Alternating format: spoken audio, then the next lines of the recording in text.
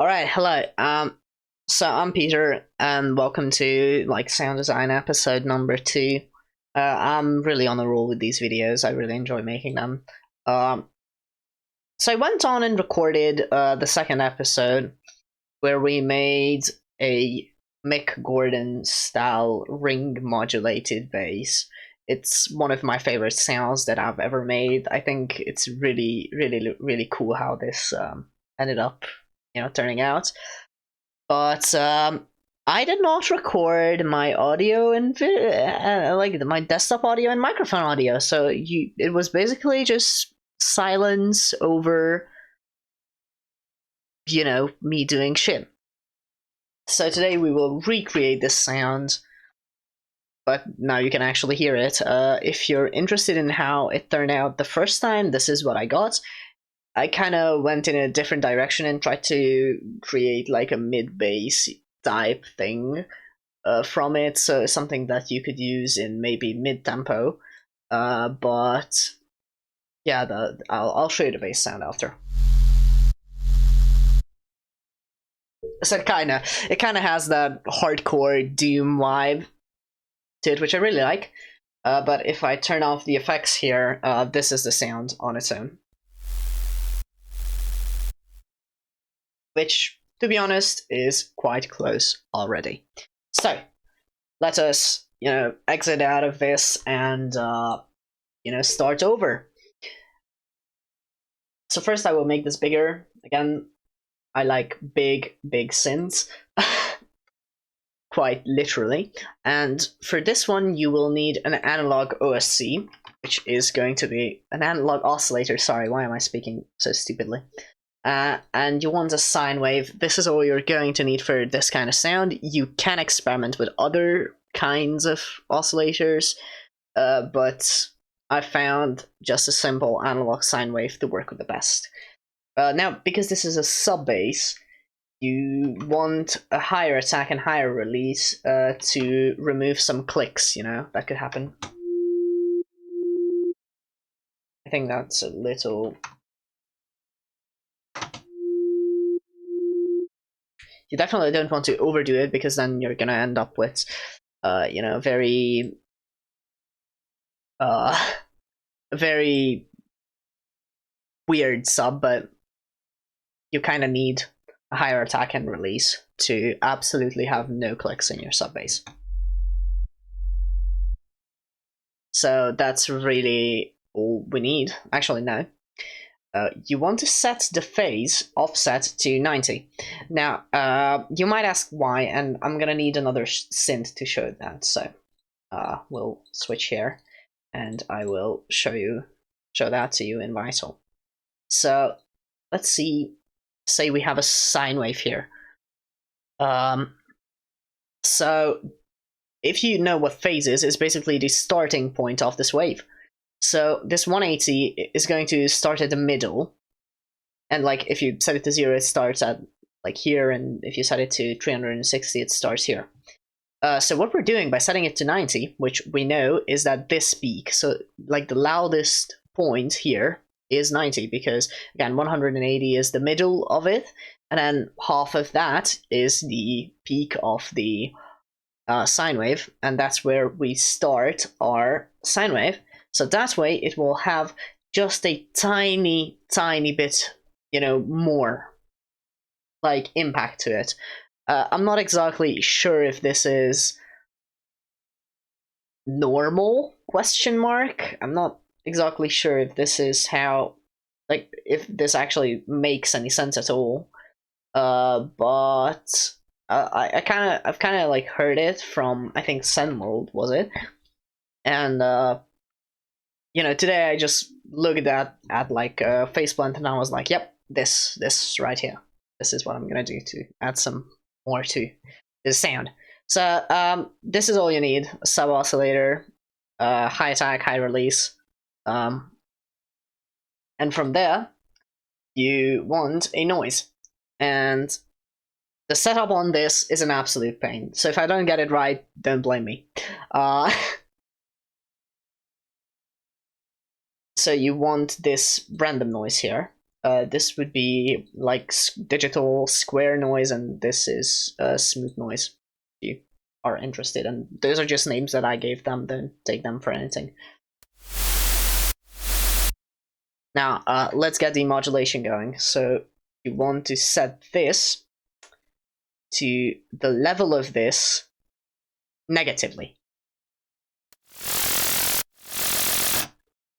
And now you want to remove the level from here.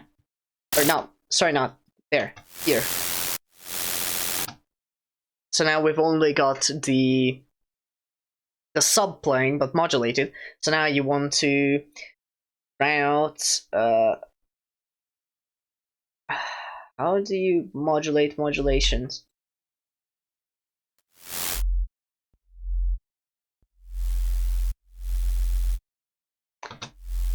So let's call this RM, because that's basically what we're doing. We're doing ring modulation.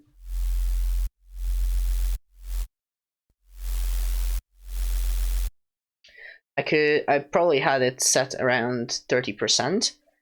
So, okay, I'm gonna just stop here for a minute and clarify that I don't know how to actually do ring modulation inside a faceplant. So this kind of got me close to the desired effect, but I'm not entirely sure if this is actually ring modulation. Just saying that.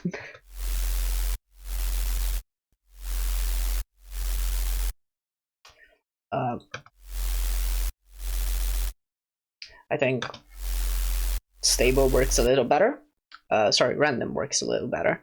So from here, we're just gonna add the effects to it and polish it, because this is the main sound. So the first effect I add is an EQ, and this is to, let's actually add it in groups. I really like how organized you can actually stay in faceplant. So this first is going to be the cleanup. So in this stage, we will create some room first. So I want to create like a high cuts of like higher than 15. I want to like almost remove everything, because the high end was very piercing before. So you kind of can see that. I might not remove that much, but like 5 dB probably. I think this is perfect. So the second thing I want for the cleanup is a compressor. And for this one, we want to set it to RMS, around 30 milliseconds of release and 30 milliseconds of attack works. So let's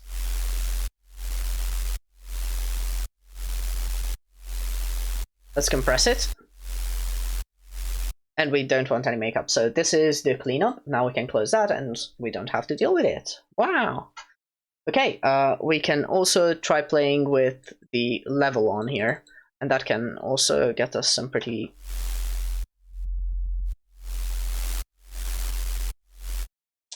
Okay, so the next one is going to be the beef stage. So here we're just gonna add all sorts of crazy effects to it to make it punch stronger, feel stronger, to add some body to it. Yeah, we're gonna thicken it up, basically. So we're gonna start with distortion. Overdrive works really well.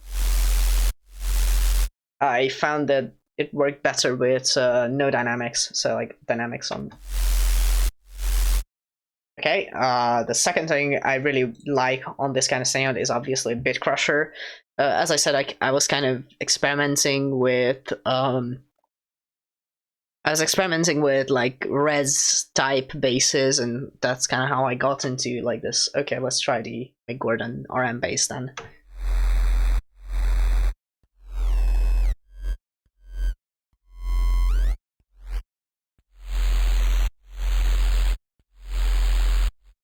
So what you want is around this area.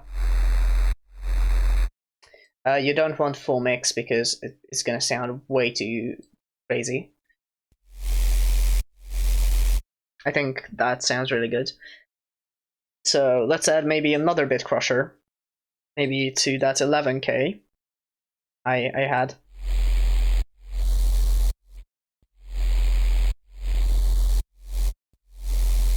So now the body is kind of missing. It kind of lost a little bit of the mid-range because of the shenanigans we've done, so let me show you. So let's add some mid-sit, let's add some beef, some thickness. That kind of sounds like shit, so...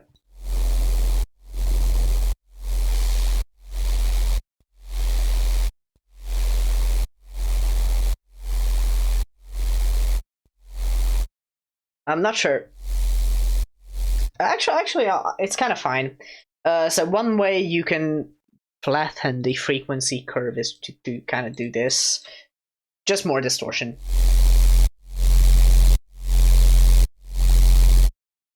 That works. It brings like the mid frequencies very, very nicely together.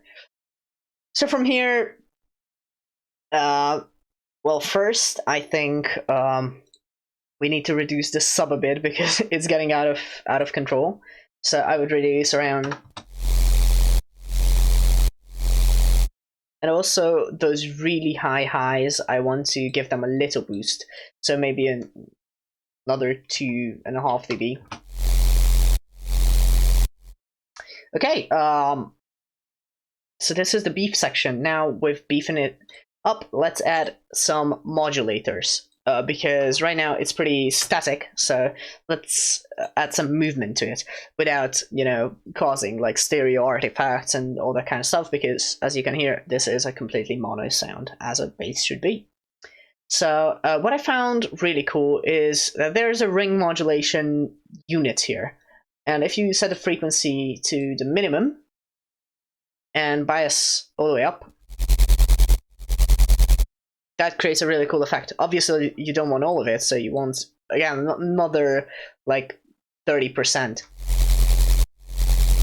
That might even be too much, so like a 20, maybe a 16. I think that is like super cool. You could also set it to some like noise.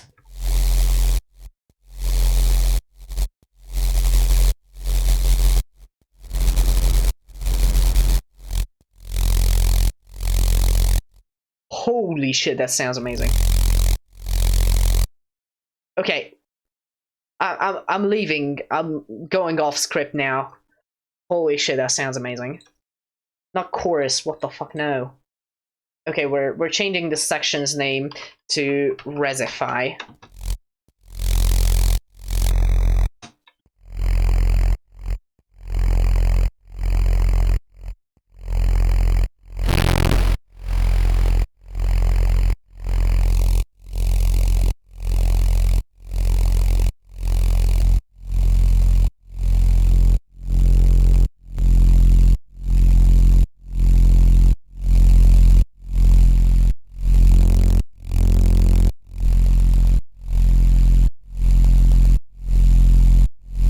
Okay, another 5 dB reduction here. Okay, well.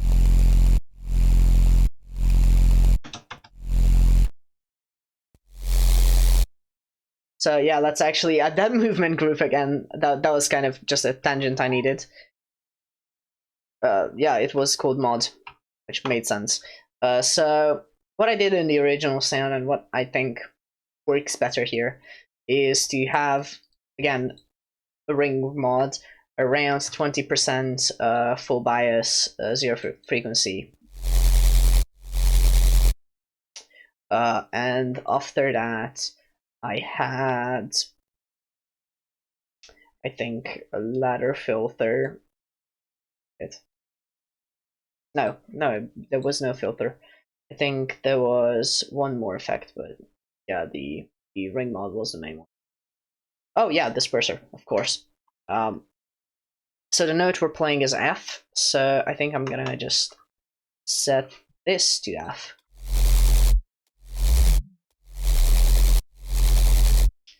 You don't want a high amount in this case because, well, yeah, you don't want too much.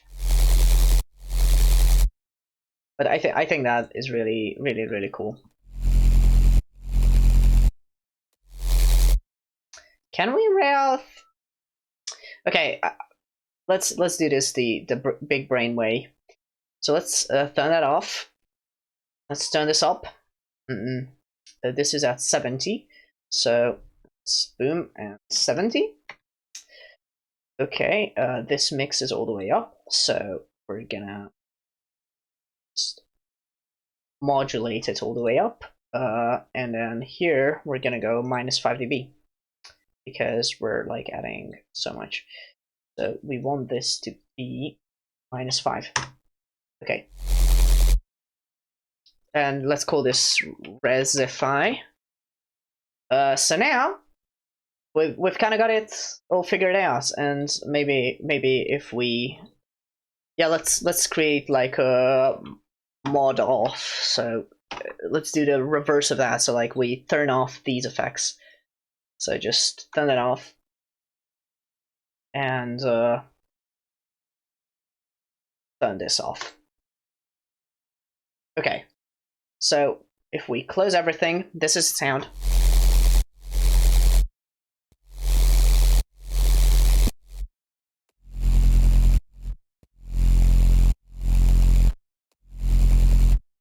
So I think this turned out even better than my first version of the sound. I really like this kind of bass sounds. I think they're super fun. And I definitely think we could make some really nice mid-tempo with this, but that's gonna have to be a different video because this is already pretty long. So we're gonna save the preset. Obviously, it's going to be called BS. Well, the last one was called Ring of Chaos. So for this one, I think we should find a name that's similar but different. So let's try maybe Ring of Exodus. There we go. That's super cool. I really like the word Exodus. I like one song named Exodus. I've already decided that. All right. With that being said, this video has been a ton of fun in the making, and I think I'm going to start making a sound design series. So if you guys are into that, please comment what kind of videos would you like to see. I am open to everything, mainly sound design in Faceplant or Vital. Those are my main target sins. So yeah, thank you guys for watching, and see you